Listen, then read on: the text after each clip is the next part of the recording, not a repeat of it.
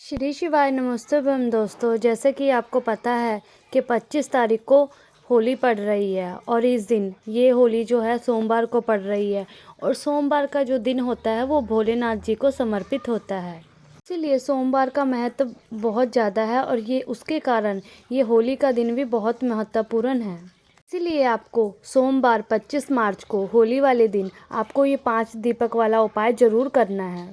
जैसे कि आपको पता है इस दिन चंद्र ग्रहण भी लग रहा है। 5 दीपक वाला उपाय तो मैंने आपको पहले बता दिया है, पर वो चंद्र ग्रहण लग रहा है तो आप इस उपाय को किस टाइम और किस तरीके से कर सकते हैं ये सुनिए। मैं आपको इस वीडियो में बताने जा रही हूँ। उससे पहले अगर आपने चैनल को सब्सक्राइब नहीं किया है तो ज़रूर कर ले और कमेंट बॉक्स में हर हर महादेव ज़रूर लिखें। भोलेनाथ की कृपा से आपके मन में जो इच्छा होगी, जो मनोकामना होगी वो ज़रूर पूर्ण होगी। जैसे कि चंद्र ग्रहण लग रहा है तो इस उपाय को आप किस तरीके से और किस टाइम कर सकते हैं वो ध्यान से सुनिए।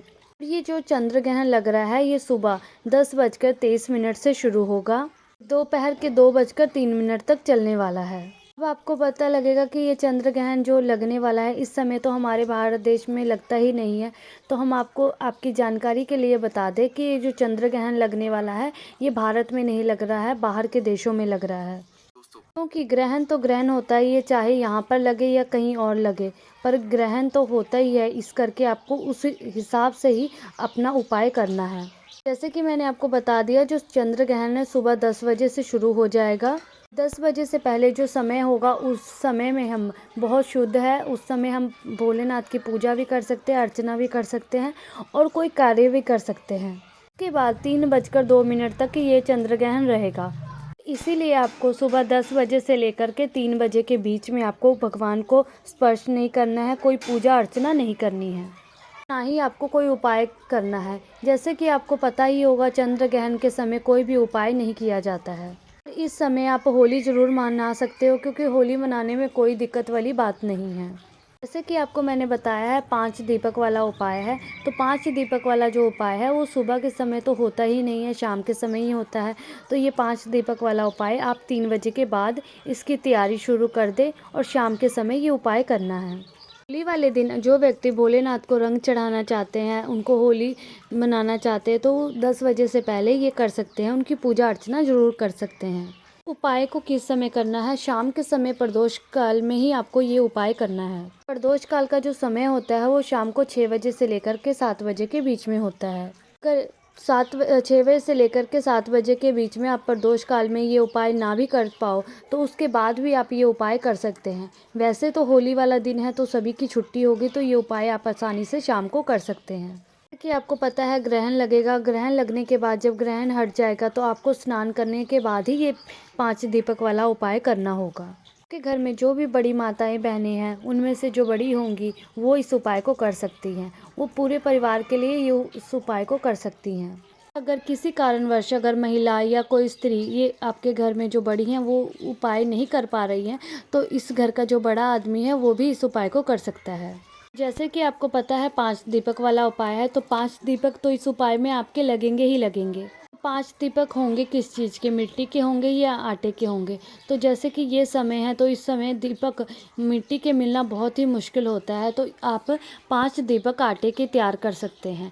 तो जब आप 5 दीपक आटे के तैयार करेंगे तो उसमें आपको इस बात का ज़रूर ध्यान रखना है कि आटे में आपको नमक वगैरह कुछ भी नहीं मिलाना है और सिर्फ आटे में आपको पानी मिला करके और उसका दीपक तैयार कर लेना है।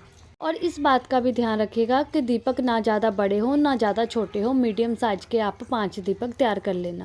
अब इसमें दीपक जो तैयार करना है वो है, जो बाती जो तैयार करनी है वो वैसे तो लोग बाहर से ले आते हैं, बाज़ार से ले आते हैं, पर अगर आपके घर में रुई है तो आप अपने घर में दीपक तैयार कर सकते हैं। जो उसकी बाती है अगर आप अपने हाथों से तैयार करेंगे तो इससे भोलेनाथ बहुत ही प्रसन्न होंगे, तो हो सके तो आप अपने हाथों से ही बाती तैयार करें। ध्यान रखिएगा इसमें आपको जो ये दीपक में रखनी है ये आपको गोल बाती ही बनानी होगी। गोल बाती बनाने के बाद आपको इसमें शुद्ध गाय के घी का ही इस्तेमाल करना होगा और कोई चीज़ का आप ना इस्तेमाल करें। जब आप 5 दीपक तैयार कर लेंगे, बाती भी तैयार कर लेंगे और उसमें घी भी रख लेंगे, तो उसको आपको क्या करना है, एक प्लेट में आपको 5 दीपक रख लेने हैं जहाँ पर भी ये आपको। उसके साथ ही आपको क्या करना है, अपने घर से अपनी माचिस लेकर के जाना है। और अगर आप वहाँ पे किसी और की माचिस से अपना दीपक जलाते हैं तो इसका फल उस व्यक्ति को भी मिल जाएगा जिसकी आपने माचिस ली है। उसके बाद आपको क्या करना है, आपको अपने घर से निकलना है। जो आपने थाली में 5 दीपक लिए हैं उन दीपकों को लेकर के आपको अपने घर से निकलना है और अपनी ही माचिस लेकर के। आपको क्या करना है, सबसे पहले आपको आपके घर के पास जो शिव मंदिर है आपको वहाँ पर पहुँच जाना है। उसके बाद आपको भोलेनाथ जी के शिवलिंग के पास आपको बैठ जाना है और उनसे प्रार्थना करनी है। उसके बाद अपनी जो आप थाली लेकर के गए हैं जिसमें 5 दीपक है उसमें सबसे पहले आपको एक दीपक जला लेना है अपनी ही माचिस से। पहले दीपक को उठाकर आपको भगवान भोलेनाथ जी के शिवलिंग के पास आपको रख देना है। आपको शिवलिंग की आरती उतार करके वहाँ पे सबकी आरती उतार करके वहाँ पर आपको रख देना है। आप शिवलिंग से थोड़ा सा पीछे रखिएगा ताकि आपको ये हो कि भोलेनाथ जी को सेक ना लगे इससे ज़्यादा, इसीलिए आप थोड़ा सा पीछे रखिएगा अपने दीपक को। उसके बाद आपको दूसरा जो दीपक जलाना है वो वहाँ पे शिव मंदिर से जब आप बाहर निकलेंगे तो उसके आसपास जो भी बेलपत्र का पेड़ होगा, जो बड़ा पेड़ होगा उसके पास आपको जाना है और वहाँ पर जा कर के आपको जो दूसरा दीपक है वो दूसरा दीपक जला देना है और वहाँ पर रख देना है। और बेलपत्र के पेड़ के नीचे आपको एक दूसरा वाला जो दीपक है वो जला देना है और ये ध्यान रखिएगा आपको वहाँ पर आसन जरूर लगाना है। उसके बाद आपको वहाँ से उठ जाना है दीपक जला करके और तीसरा दीपक जलाने के लिए आपको पहुँच जाना है पीपल के पेड़ के नीचे। यहाँ पर भी आपको तीसरा दीपक जलाना है और यहाँ पर भी आप आसन लगा दीजिएगा और उनसे प्रार्थना करिएगा आपकी मनोकामना पूर्ण हो। या तीसरा दीपक यहाँ जलाने के बाद आपको चौथा जो दीपक है आपको लेकर के जाना है आंवले के पेड़ के नीचे। आंवले के पेड़ के नीचे आपको चौथा दीपक जला देना है और वहाँ पर भी आपको दीपक के नीचे आसन जरूर लगाना है और उनको प्रार्थना करके नमस्कार करके आपको वहाँ से आ जाना है। उसके बाद आपको क्या करना है, जो आपको 5वें नंबर का जो दीपक है वो दीपक आपको लेकर के आपको जब आंवले के पेड़ के नीचे जला देंगे चौथा दीपक, उसके बाद आपको अपने घर की तरफ आ जाना है। जब आप अपने घर की तरफ आएंगे, घर के बाहर आएंगे तो आपको चौखट पर खड़े हो जाना है जो मेन गेट होता है और अपनी घर की तरफ मुख करके खड़े हो जाना है और दाहिने हाथ जो चौखट पे दाहिने हाथ पड़ रहा होगा दाहिने हाथ में आपको ये 5वां दीपक जला देना है। 5वां दीपक यहाँ पे जलाना है और आसन लगाना है। आसन लगाने के बाद जब वो दीपक जला लेंगे तो आपको अपनी मनोकामना बोलनी है। जिस इच्छा के लिए जिसके लिए आप ये उपाय कर रहे हैं वो आपको मनोकामना अपनी बोल देनी है।